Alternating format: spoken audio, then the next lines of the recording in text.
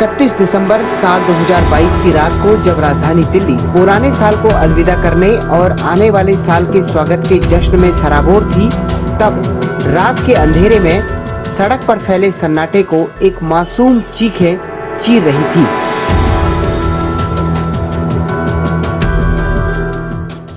लेकिन उसकी दर्द भरी सिसकियों को किसी ने नहीं सुना। क्या है ये पूरा मामला, आपको विस्तार से बताते हैं। आईपीएस ऑफिसर को खुद गृह मंत्री अमित शाह ने फोन कर इस मामले पर संज्ञान लेने के लिए कहा है। दिल्ली के कंझावला में 20 साल की एक लड़की जो अपनी स्कूटी से जा रही थी, तभी उसको एक कार ने टक्कर मार दी। उसके बाद भी वो कार रुकी नहीं और तकरीबन 12 किलोमीटर तक लड़की को कार के नीचे घसीटते हुए आगे चली गई।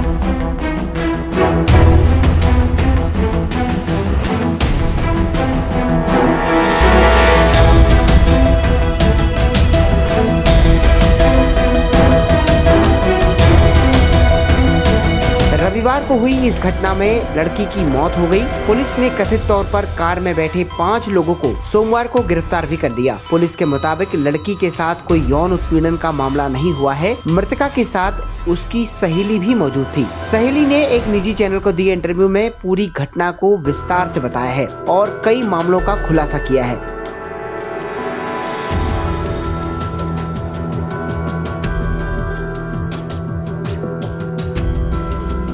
सहेली के मुताबिक दोनों ही लड़कियों ने एक होटल में कमरा लिया था। वहां पर मृतक पीड़िता के कुछ दोस्त भी थे। सभी ने मिलकर पार्टी की। उसी बीच शैली के मुताबिक वह कुछ देर के लिए कमरे से बाहर हो गई। तभी बॉयफ्रेंड के साथ उसका झगड़ा हुआ और फिर ये लोग वहां से स्कूटी पर निकल गए। कुछ देर तक सहेली ने स्कूटी चलाई, लेकिन बीच रास्ते में मृतका के गुस्से से उसके स्कूटी रोकने को कहा और कहा कि मेरी स्कूटी मुझे वापस दे दो, मैं खुद चला लूंगी। सहेली ने उसे स्कूटी दे दी और कुछ दूर पर वह चले थे कि एक ट्रक बीच में आया, लेकिन वो ट्रक से दुर्घटनाग्रस्त होते होते बच गए। लेकिन थोड़ी ही दूर जाने के बाद एक कार ने उसकी स्कूटी को टक्कर मार दी और टक्कर से मृतका कार के नीचे फंस गई। लेकिन उन लड़कों ने कार को नहीं रोका और वो उसे घसीटते हुए ले गई।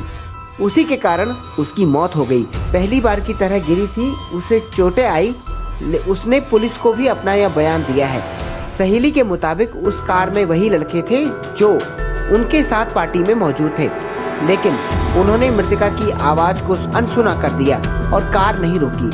अगर कार को रोक देते तो सहेली के मुताबिक उस लड़की की जान बच जाती। मृतका ही अपने परिवार का पालन पोषण करती थी।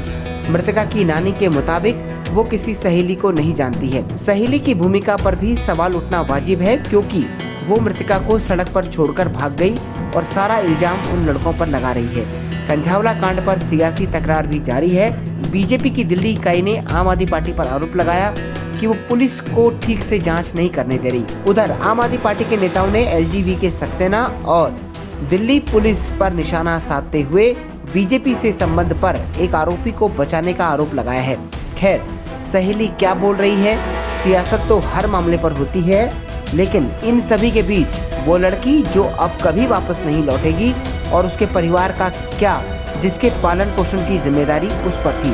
इस वारदात ने एक बार पुलिस प्रशासन पर भी सवाल खड़े किए हैं, क्योंकि जिस रास्ते पर ये हुआ वहाँ पीसीआर नहीं थी। पुलिस वाले सही वक्त पर आ जाते तो शायद वो बच जाती। जितने वो लड़के जिन्होंने इस कुकृत्य को अंजाम दिया, उतनी ही जिम्मेदारी उस सहेली की भी है, जिसके दिल में भी इंसानियत नहीं जागी कि वो पुलिस वालों को या घर वालों को इन्फॉर्म करती। इस घटना ने आज फिर कई सवाल खड़े कर दिए हैं। अब देखना होगा कि गृह मंत्री ने जब खुद इस मामले का संज्ञान लिया है तो उस मरने वाली लड़की को और उसके घर वालों को इंसाफ मिलता है, या ये घटना भी दूसरी घटनाओं की तरह सालों साल इंसाफ का इंतजार करती रहेगी।